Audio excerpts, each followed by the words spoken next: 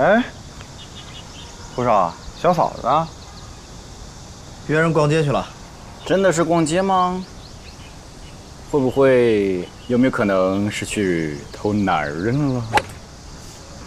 偷你妹！作为男人，我还是很有自信的。你说哪个男人会比我有钱，比我帅？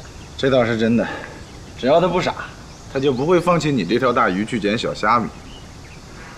长晨，你发现没有？现在的情况发生了一点微妙的变化。现在不是小嫂子缠着他啦，是他对小嫂子动真情喽。是这种情况吗？哦，说来我听听。我跟你讲，不说话，没人把你当哑巴。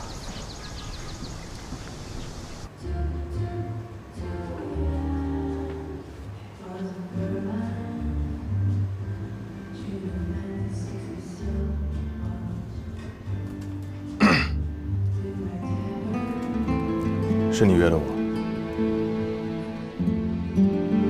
我在等我爸爸。是不是带你去找你爸爸？不要，我要在等他。怎么回事啊？你能忘记了是怎么了？你放开他！给你把这下来！那他叫什么名字？来，你跟叔叔们解释解释怎么回事啊！来，走了。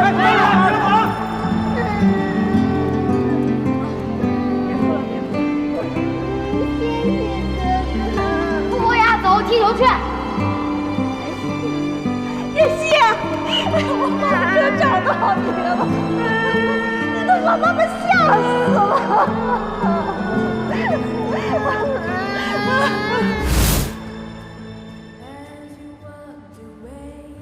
对，你好，傅先生。啊，你好。您先坐吧。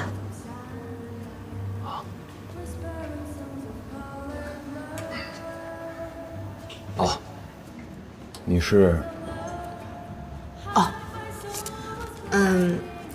我想请您先看一下这个。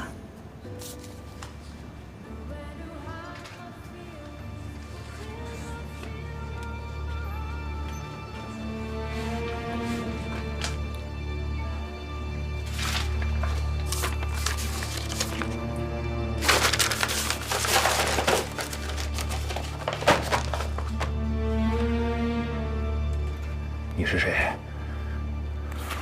为什么要调查南宫琉璃？你想干什么？傅先生，您先别误会。我是顾西城的妻子，我叫贺锦熙。顾西城？神龙集团那个顾西城？你是他妻子？你想干什么？